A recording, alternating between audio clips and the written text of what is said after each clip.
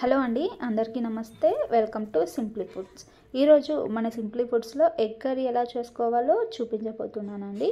ఎప్పుడు ఒకే రకంగా కాకుండా ఒకసారి ఇలా పచ్చిమిర్చితో గ్రీన్ ఎగ్ కర్రీ చేసి చూడండి.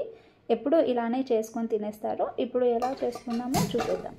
స్టవ్ వెలిగించి గిన్నెలో 1/2 టేబుల్ స్పూన్ ఆయిల్ వేస్తున్నానండి. ఇక్కడ ముందుగానే నేను 5 ఎగ్స్ని బాయిల్ చేసుకొని ఇలా నైఫ్తో ఘాట్లు పెట్టుకున్నానండి. ఇలా ఎగ్స్కి ఘాట్లు పెట్టుకోవడం వల్ల ఉప్పు కానీ పసుపు కానీ మంచిగా పడుతుంది. ఆయిల్ లోపలికి వెళ్ళి ఎగ్స్ చాలా టేస్టీగా ఉంటాయి.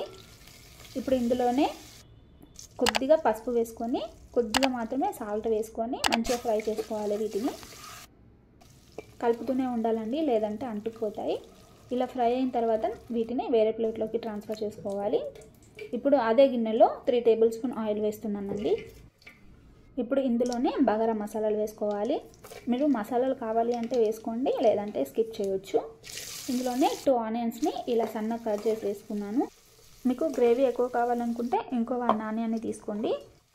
మిక్సీ జార్లో 6-7 పచ్చిమిర్చి వేసుకొని మిక్సీ పట్టుకోవాలి. మనం కారం పొడి యూజ్ చేయట్లేదు కాబట్టి మీ స్పైసీకి సరిపడా వేసుకోండి. పచ్చిమిర్చిని చూస్తున్నారు కదా, ఈ విధంగా బరకగా పట్టుకుంటే సరిపోతుంది. ఇప్పుడు ఇందులో ఆ పచ్చిమిర్చి పేస్ట్ని వేసుకొని మొత్తం ఒకసారి కలుపుకోవాలి. పచ్చిమిర్చి పచ్చివాసన పోయే వరకు కూడా ఫ్రై చేసుకోవాలి. ఇప్పుడు ఇందులోనే ఒక రెబ్బ కరివేపాకు, కొద్దిగా కొత్తిమీర వేసుకొని కలుపుకుందాం. ఆనియన్స్, పచ్చిమిర్చి ఈ విధంగా ఫ్రై అయిన తర్వాత ఇందులో ఫ్రెష్గా నూరిపెట్టిన అల్లం వెల్లుల్లి పేస్ట్ 1 టేబుల్ స్పూన్ వేసుకోవాలి. అల్లం వెల్లుల్లి పేస్ట్ పచ్చివాసన పోయే వరకు కూడా ఫ్రై చేసుకొని ఇందులో 1 టేబుల్ స్పూన్ పసుపు వేసుకొని ఒకసారి కలుపుకుందాం. ఇప్పుడు ఇందులోనే కట్ చేసి పెట్టుకున్న 2 టమాటోస్ వేస్తున్నానండి. ఇందులోనే టేస్ట్కి సరిపడా సాల్ట్ కూడా వేసుకోవాలి.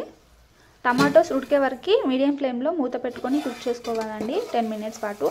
10 మినిట్స్ తర్వాత చూస్తున్నారు కదా, టమాటా ఉడికింది కదా. ఇందులోనే కొద్దిగా కొత్తిమీర వేసుకొని ఒకసారి కలుపుకొని ఇందులోనే చిన్న గ్లాస్ వాటర్ వేసుకోవాలి.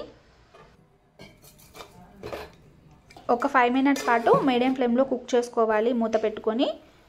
మూత తీసి ఇందులోనే 1 టేబుల్ స్పూన్ ధనియాల పొడి వేస్తున్నానండి. ముందుగా ఫ్రై చేసి పెట్టుకున్న ఎగ్స్ని కూడా ఇందులో వేసుకొని మూత పెట్టుకొని ఒక 10 మినిట్స్ పాటు కుక్ చేసుకోవాలి. 10 మినిట్స్ తర్వాత చూస్తున్నారు కదా, మూత తీసి ఇందులోనే కొద్దిగా కొత్తిమీర వేస్తున్నానండి. లాస్ట్కి 1/2 టేబుల్ స్పూన్ ధనియాల పొడి వేసుకొని 2 మినిట్స్ మూత పెట్టుకొని కుక్ చేసుకుందాం. 2 మినిట్స్ తర్వాత చూస్తున్నారు కదండి, ఒకసారి కలుపుకొని స్టవ్ ఆఫ్ చేసేయడమే. అంతే అండి, ఎగ్ కర్రీ రెడీ. ఎప్పుడు ఒకేలా కాకుండా ఒకసారి ఇలా డిఫరెంట్గా ట్రై చేసి చూడండి. పిల్లలు కూడా ఇష్టంగా తింటారు. వీడియో నచ్చితే తప్పకుండా మన ఛానల్ని సబ్స్క్రైబ్ చేసుకోండి. అలాగే కిందనున్న బెల్ ఐకాన్ని టచ్ చేయండి. ఇలా చేయడం వల్ల నేను యూట్యూబ్లో ఏ వీడియో అప్లోడ్ చేసినా కూడా మీ మొబైల్లోకి నోటిఫికేషన్ ద్వారా వస్తుంది. ఈ ఎగ్ కర్రీ మీరు ట్రై చేస్తే ఎలా వచ్చిందో కామెంట్ సెక్షన్లో కామెంట్ చేయండి. Thank you.